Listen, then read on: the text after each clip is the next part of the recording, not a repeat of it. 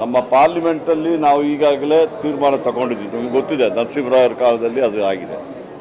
ಈಗ central government ಅವರು atomic ಇವರು ಏನು ಮಾಡ್ತಾರೆ, ಅವರು ಈಗಾಗಲೇ ನಮ್ಮಲ್ಲಿ ಬಂದು ಸ್ಟಡಿ ಮಾಡಿದ್ದಾರೆ ಯಾವ ಯಾವ ಜಾಗದಲ್ಲಿ ಮಾಡೋದು. ಇದು ಪರಮಾಣು ಅಂದರೆ ಕೈಗೆ ಟೈಪ್ ಅಲ್ಲ, ಇದು ಸಣ್ಣ ಇದು ಅಟಾಮಿಕ್ ರಿಯಾಕ್ಟರ್ನ ಮಾಡೋದು, ದೊಡ್ಡ ಇದಲ್ಲ ಅಲ್ಲ, ಸಣ್ಣದು ಇದು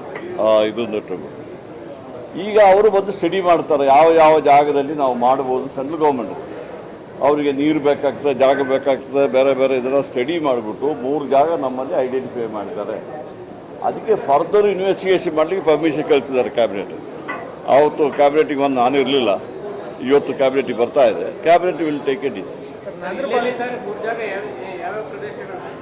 ಒಂದು ರಾಯಚೂರು ಕೊಪ್ಪಲು, ಇನ್ನೊಂದು ಬಿಜಾಪುರ ಇರ್ಬೋದು ಅಂತ ನನಗೆ ಕರೆಕ್ಟಾಗಿ ನೋಡ್ಬಿಟ್ಟಿದೆ.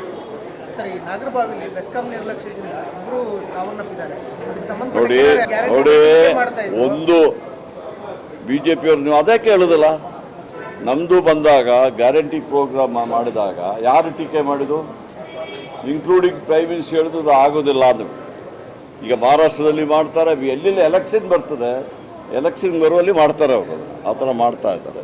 ಅದು ನೀವು ಅವ್ರನ್ನೇ ಕೇಳಿ, ನೀವು ಯಾಕೆ ಟೀಕೆ ಮಾಡಿದ್ದು ಮೊದಲು ನೀವು ಮಾಡ್ತಾ ಇದ್ದಾರೆ.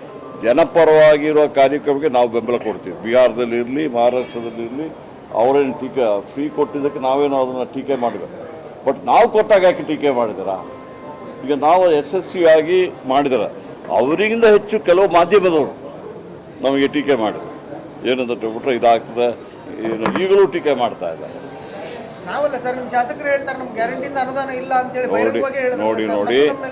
ನೋಡಿ ಈಗ ನಾನೇನು ಹೇಳ್ತಾ ಇದ್ದೀನಿ, ನಮ್ಮ ಗ್ಯಾರಂಟಿಗೂ ಶಾಸಕರ ಅನುದಾನಕ್ಕೆ ಯಾವ ಸಂಬಂಧ ಇಲ್ಲ. ಅದು ಬೇರೆ ಫಂಡ್ ಇದೆ, ಅದನ್ನು ಕೊಡ್ತಾ ಇದ್ದಾರೆ. ನಮ್ಮ ಗ್ಯಾರಂಟಿ ಅಂತ ಬಿಟ್ರೆ ಯಾರು ಮಧ್ಯಮ ವರ್ಗದಲ್ಲ, ಸ್ವಲ್ಪ ಬಡವರಿದ್ದಾರೆ, ಅವರಿಗೆ ಸಹಾಯ ಮಾಡಲಿಕ್ಕೆ ಕೊಟ್ಟಿದ್ದೀವಿ. ಅದರಿಂದ ಸಹಾಯ ಆಗಿದೆ ಅಂತ ಗೊತ್ತಾ ನಿಮಗೆ? ನಮ್ಮ ರೆವೆನ್ಯೂ ಇಡೀ ಭಾರತ ದೇಶದಲ್ಲಿ number 2 Karnataka, because of that guarantee program.